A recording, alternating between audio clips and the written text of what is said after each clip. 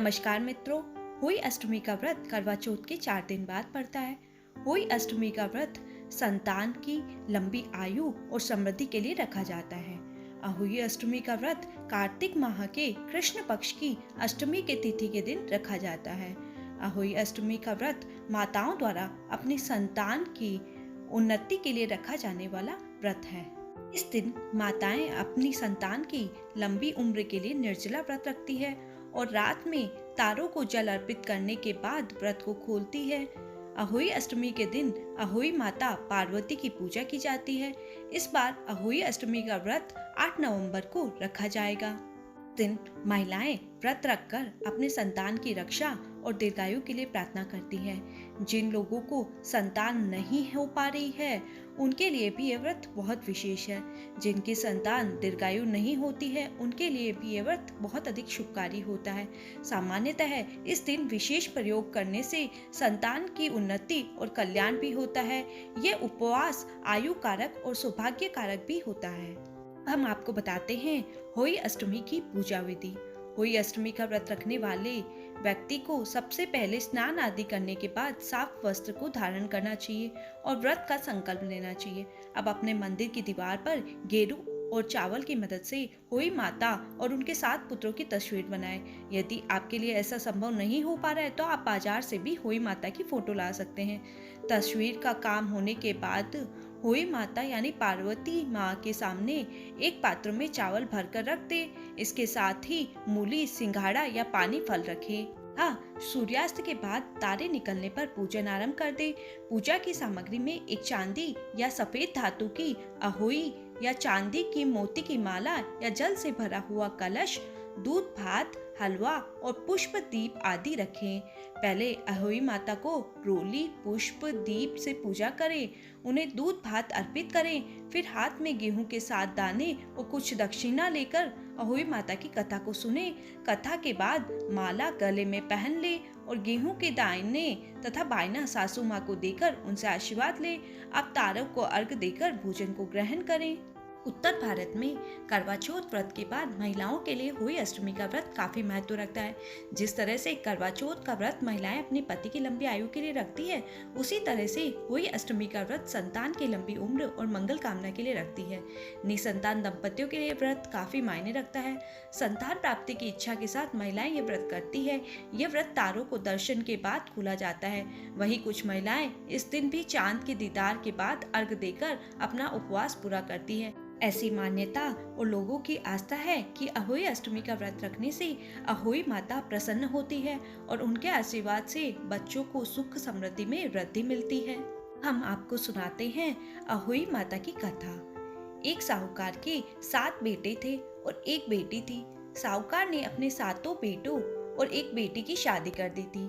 अब उसके घर में 7 बेटों के साथ 7 बहुएं भी थी। साहूकार की बेटी दिवाली पर अपने ससुराल से मायके आई थी। दिवाली पर घर को लीपना था, इसलिए सारी बहुएं जंगल से मिट्टी लेने गई। साहूकार की बेटी भी अपनी भाभीयों के साथ वहां पर चली गई। साहूकार की बेटी जहां मिट्टी काट रही थी उसी स्थान पर शाही अपने दोस्तों के साथ रहती थी।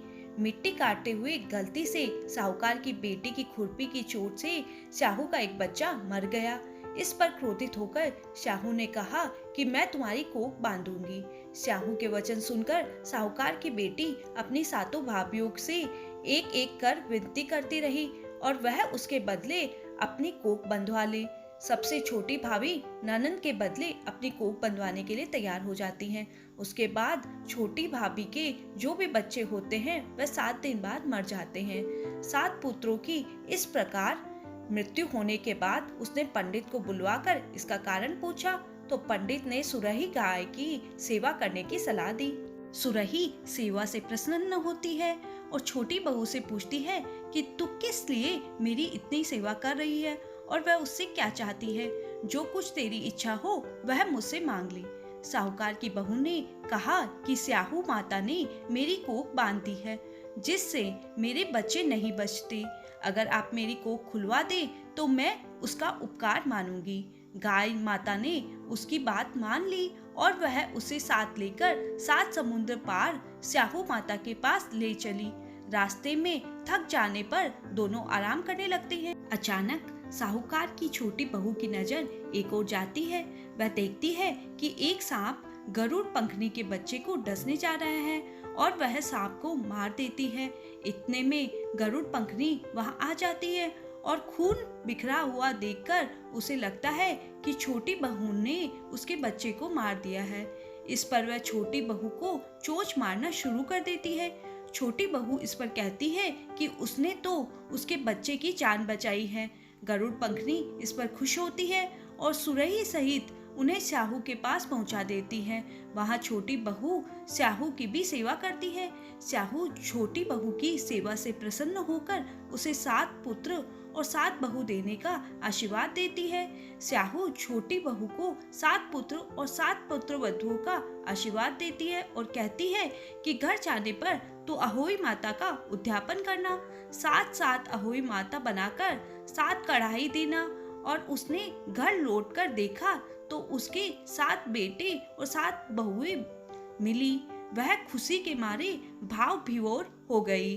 उसने 7 अहोई माता बनाकर 7 कढ़ाई देकर उद्यापन किया। अहोई का अर्थ एक यह भी होता है कि अनहोनी को होनी बनाना, जैसे साहूकार की छोटी बहू ने कर दिखाया था। जिस तरह अहोई माता ने उस साहूकार की बहू की कोख खोल दी, उसी प्रकार इस व्रत को करने वाली सभी नारियों की अभिलाषा को पूर्ण करें। अहोई माता ने जैसे उसको दिया वैसे सबको दे, कहते सुनते हुकारा भरते सभी को दे। बाद में एक गणेश जी की कहानी को अवश्य कहें। अगर आपको हमारी अहोई माता की कहानी पसंद आई तो हमारे चैनल को लाइक, शेयर और सब्सक्राइब करना ना भूलें।